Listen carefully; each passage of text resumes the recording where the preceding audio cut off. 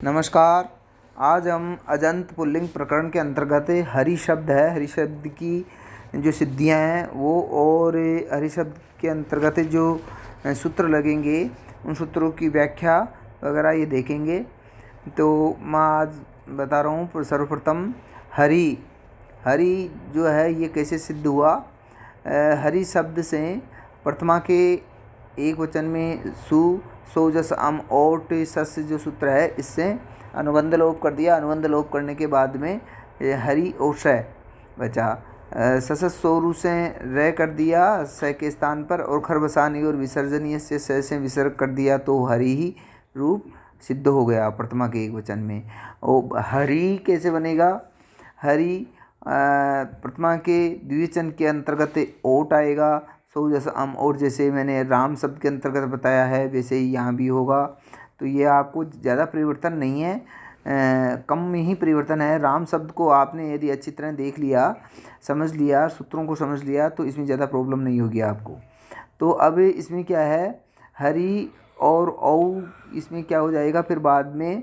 प्रथमयो पूर्व सवर्ण जो सूत्र है इससे पूर्व सवर्ण दीर्घ हो जाएगा, तो क्या रूप बन जाएगा? हरि। क्या बन जाएगा?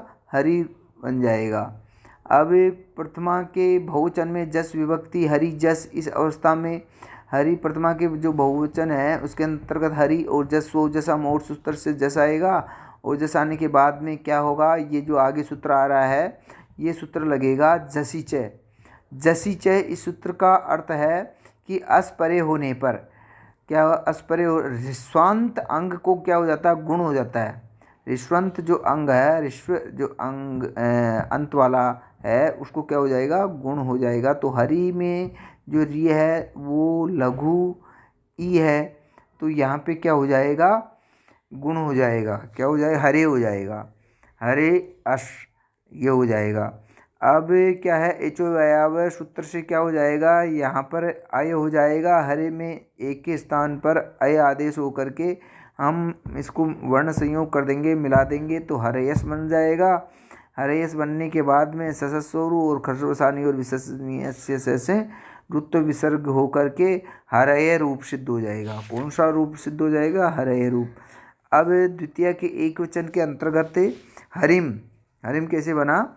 ये हरि और द्वितीय के एक वचन के अंतर्गत सो जस अम ओठ सस से अम प्रत्यय लाए, और अम प्रत्यय लाने के बाद में हमने क्या किया? पूर्व रूप कर दिया। पूर्व रूप करने के बाद में हरि रूप सिद्ध हुआ।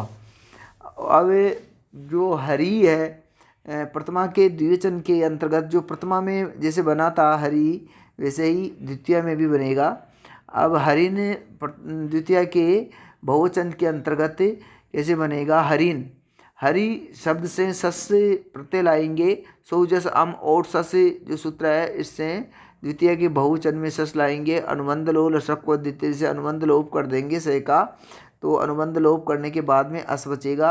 अस बचने के बाद में क्या है? पूर्व प्रथम पूर्व स्वर्ण से पूर्व स्वर्ण दीर्घ हो जाएगा। क्या हो जाएगा? पूर्व स्वर्ण दीर्घ हो जाएगा, तो हरीश हो गया। मिलाने के बाद में क्या हो गया?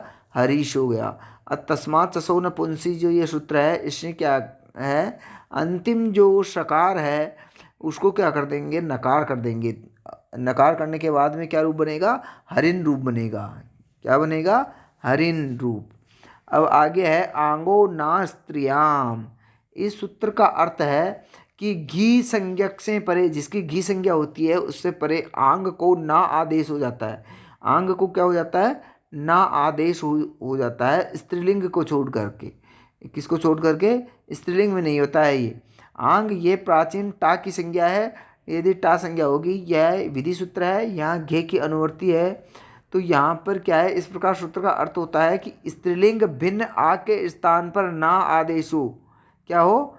स्त्रीलिंग से भिन्न जो आ है उसके स्थान पर ना आदेश हो। आ यह टा की संज्ञा है। इस प्रकार यहाँ पे क्या है? जैसे हरिणा, इसका उदाहरण है हरिणा। हरिणा कैसे बनेगा?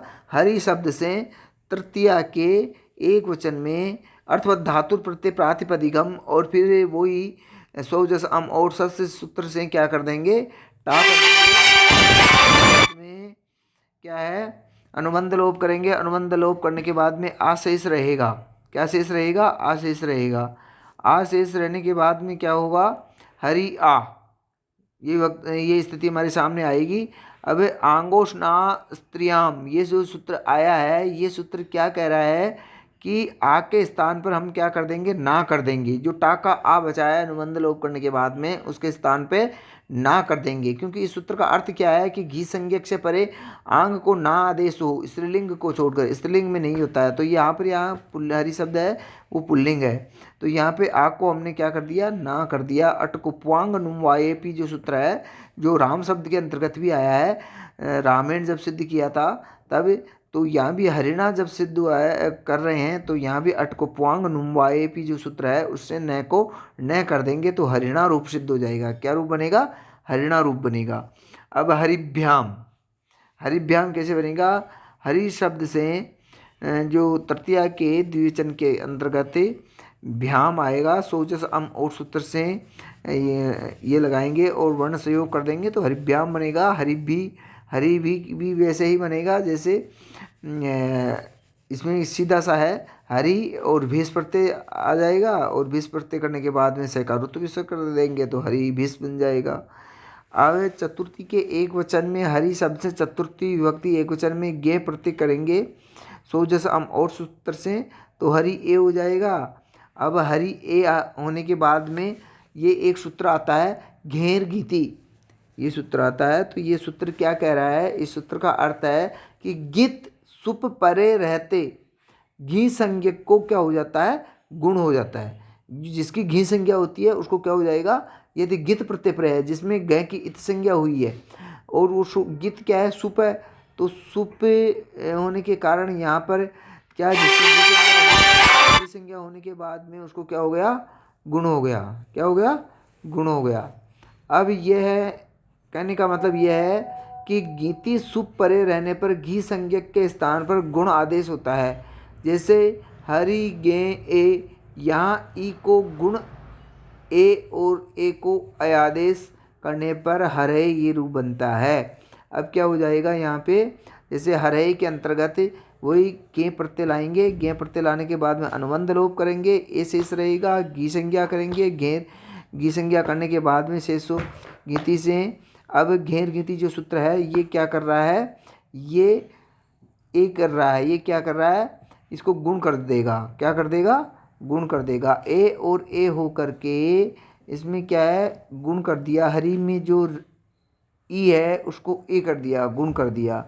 अब एचो वायव्य जो सूत्र है, एचो वायव्य सूत्र है, वो सूत्र क्या कह रहा है कि अय आदेश कर देता है। वो अय आदेश करने के बाद में हमने मिला दिया तो हरे और ए हो गया। वर्ण संयोग कर देंगे, मिला देंगे तो हरे रूप सिद्ध हो जाएगा। क्या रूप सिद्ध हो जाएगा, हरे रूप सिद्ध हो जाएगा। अब हरिभ्याम, ये हरिभ्याम जैसे पहले तृतीय व्यक्ति के द्विवचन में बनाया वैसे बनाएंगे। हरिभ्य, हरिभ्य में भी क्या होगा, हरि शब्द से क्या है, भ्यस प्रत्यय आएगा, और भ्यस प्रत्यय आने के बाद में भ्यस का जो स है उसको रुत्व विसर्ग करने के बाद में हरिभ्यस रूप सिद्ध हो जाएगा। अब हरिभ्य सकार का रुत्व विसर्ग करने के बाद में हरिभ्यस हो जाएगा। अब आगे का जो सूत्र है वो है नसी नसोस्य, नशी नसोस्य। ये सूत्र का अर्थ है कि एंग प्रत्याहार, एंग प्रत्याहार में कौन कौन से वर्ण आते हैं, ए ओं, ये वर्ण ए ओं ऐ ओ, तो ये ए ओं ये आएंगे। ए ओ के बाद में नसी पंचमी का एक वचन करने का मतलब, और नस ये षष्ठी का एक वचन का आकार हो तो पूर्व पर के स्थान पर क्या है, पूर्व रूप एक आदेश हो जाएगा। क्या हो जाएगा, पूर्व रूप एक आदेश हो जाएगा। तो जैसे हरे कैसे बनेगा, हरे षष्ठी के एक वचन में पहले हमने जो हरिभ्याम है वो हरिभ्याम तृतीया में बनाया है, वैसे ही चतुर्थी में बनेगा। और हरे जो है इसको सिद्ध करने के लिए हरि और नशी प्रातिपदिक संज्ञा पंचमी के एक वचन में नशी सोजसम ओट सस से अनुबंध लोप कर देंगे तो क्या बचेगा, अस बचेगा। घेर गीति सूत्र से क्या हो जाएगा, गुण हो जाएगा। जैसे हमने क्या सिद्ध किया है यहाँ पे, हरे सिद्ध किया है, वैसे ही यहाँ भी हो रहा है। तो घेर गीति से हमने यहाँ पर गुण कर दिया, गुण करने के बाद में हमने क्या है, नसी नसोस से जो सूत्र है इस सूत्र से क्या कर दिया, पूर्व रूप कर दिया। पूर्व रूप ए और ए को क्या हो गया, पूर्व रूप हो गया। पूर्व रूप होने के बाद में स का रुत्व विसर्ग कर दिया तो हरे रूप बन गया। क्या रूप बन गया? हरे रूप बन गया। तो इस प्रकार आज के लिए इतना ही। थैंक यू, धन्यवाद।